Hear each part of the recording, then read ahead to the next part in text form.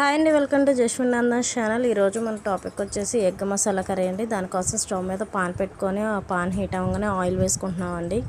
ఈలోగా బాయిల్ చేసుకున్న eggs peel తీసుకొని పెట్టుకోవాలండి. ఆయిల్ హీట్ అవ్వగానే అందులో కొంచెం పసుపు వేసుకొని బాగా కలవనివ్వాలండి. అలా కలిసిన తర్వాత మనం ఏ అయితే పీల్ తీసుకున్న ఎగ్స్ ఉన్నాయో అందులో వేసుకోవాలండి. చక్కగా ఫ్రై చేసుకోవాలండి. ఎగ్స్ అనేవి నేనైతే 4 ఎగ్స్ వరకు తీసుకున్నాను. మీరు కర్రీని బట్టి మీరు తీసుకోండి. ఎగ్స్ అయితే చక్కగా ఫ్రై అయ్యే వరకు చక్కగా అటు ఇటు తిప్పుతూ నీట్గా ముక్కలు అవ్వకుండా కలుపుకోవాలండి. చక్కగా ఫ్రై అవ్వాలి. దానికంటే ముందు మీరు నా ఛానల్ ఫస్ట్ టైం చూస్తే లైక్ చేయండి, షేర్ చేయండి, సబ్స్క్రైబ్ చేయడం మటుకు మర్చిపోకండి. ఎగ్స్ అయితే ఆల్మోస్ట్ ఫ్రై అయిపోయినాయి కదా. ఇప్పుడైతే ఎగ్స్ అన్నీ నిదానంగా తీసేసుకుందాం ఒక ప్లేట్లోకి. ఇలా చక్కగా మొత్తం చుట్టూరు ఫ్రై అయిన తర్వాత ఎగ్స్ అనేవి ఒక ప్లేట్లోకి తీసేసుకుందాము. చక్కగా ఆయిల్ లేకుండా ఎగ్ని వరకే తీసుకొని ఒక ప్లేట్లో పెట్టుకోవాలి.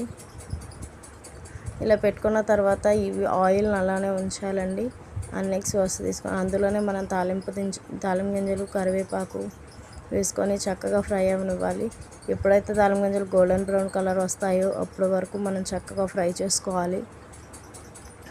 ఇలా ఫ్రై అయిన తర్వాత మనం ముందుగానే ఉల్లిపాయ, పచ్చిమిరపకాయ కలిపి పేస్ట్ చేసుకొని పెట్టుకోవాలండి. గ్రేవీ కోసం అండి ఇది. ఉల్లిపాయ, పచ్చిమిర్చి కలిపి పేస్ట్ చేసుకొని పెట్టుకున్నాను. పచ్చిమిర్చి అంటే ఎన్నో కాదండి, 2 or 3 అంతేనండి. ఉల్లిపాయ పేస్ట్ 2 కలిపి పేస్ట్ చేసేసుకున్నానండి. చక్కగా ఆయిల్లో పచ్చివాసన పోయేదాకా గోల్డెన్ బ్రౌన్ కలర్ వచ్చే వరకు బాగా ఫ్రై చేసుకుంటున్నానండి.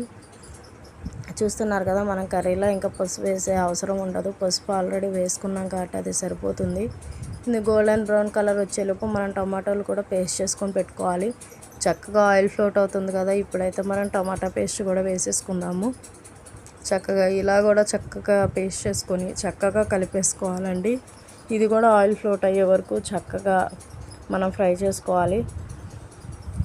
ఇప్పుడైతే మనకి టమాటా పేస్ట్ కూడా చక్కగా ఫ్రై అయ్యి ఆయిల్ ఫ్లోట్ అవుతుందో మనం అల్లం వెల్లుల్లి పేస్ట్ అండి. ఇది మసాలా కర్రీ కాబట్టి మసాలా వేసుకుంటేనే బాగుంటుంది. చక్కగా ఫ్రై అయిన తర్వాత బాగా కలుపుకొని ఒక 2 స్పూన్స్ వరకు అల్లం వెల్లుల్లి పేస్ట్ అయితే వేసుకోవాలండి. చూస్తున్నారు కదా బబుల్స్ ఎలా వస్తున్నాయో, అప్పుడే ఆయిల్ ఫ్లోట్ అవుతున్నట్టండి. చక్కగా అల్లం వెల్లుల్లి పేస్ట్ కూడా వేసుకొని బాగా కలుపుకోవాలండి. మొత్తం ఈవెన్గా స్ప్రెడ్ అయ్యి ఈవెన్గా కలిసే వరకు కలుపుకోవాలి. అల్లం వెల్లుల్లి పేస్ట్లో కూడా పచ్చివాసన పోయి చక్కగా మగ్గే వరకు బాగా కలుపుకోవాలండి. అల్లం వెల్లుల్లి పేస్ట్ వేసామంటే అది మాడిపోతుంది, మనం తిప్పుతూనే ఉండాలి. ఇలా ఫ్రై అయిన తర్వాత ఇందులో మనం ఫ్రై చేసుకున్న ఎగ్స్ అయితే వేసుకోవాలి. ఇలా ఎగ్స్ వేసుకొని మా గ్రేవీ అంతా ఎగ్స్ పట్టేటట్టు చక్కగా కలుపుకోవాలండి. నీట్గా కలుపుకున్న తర్వాత ఇందులో మనం టేస్ట్కి సరిపడా సాల్ట్ అయితే వేసుకోవాలి. పసుపు అయితే మనం ఆల్రెడీ వేసుకున్నాం కాబట్టి సరిపోతుంది. లేదు చాలదనుకుంటే కొంచెం వేసుకోండి, నాకైతే సరిపోయింది. ఇలా వేసుకొని సాల్ట్ కూడా చక్కగా కలిసే వరకు కలుపుకున్న తర్వాత కొంచెం అండి ఒక టీ గ్లాస్ వరకు వాటర్ వేసుకోవాలి, ఎక్కువ అవసరం లేదు. అలా వేసుకొని చక్కగా కలుపుకోవాలండి. గ్రేవీ అనేది నీట్గా ఉడకటానికి అది వాటర్ దగ్గర అవుతుంది అనుకునేటప్పుడే మనం కారం కూడా వేసేసుకోవాలి. కొంచెం బాగా కలుపుకొని, గ్రేవీ ఎక్కువ లేదు కదా, కారం వేసేసుకొని పొడి మసాలా అయినా వేసుకోవచ్చు, ధనియాల పొడి అయినా వేసుకోవచ్చు అండి, అది మీ ఇష్టం.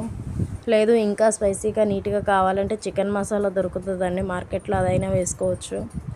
అదే మన ఇష్టంతో సరిపోతుంది. ఇలా చక్కగా ఉడుకుతున్నప్పుడు ఆయిల్ ఫ్లోట్ అవుతున్నప్పుడు కొత్తిమీర అయితే వేసుకొని మనం చక్కగా కలిపేసుకొని 2 minutes అలా మగ్గనిచ్చి దించేసుకుంటే అయిపోతుందండి. ఇంతేనండి, ఎంతో టేస్టీ అయిన ఎగ్ మసాలా కర్రీ. మీరు ఎప్పుడైనా చేశారా? ఎలా ఉందో టేస్ట్ చేసి చెప్పండి. Thanks for watching.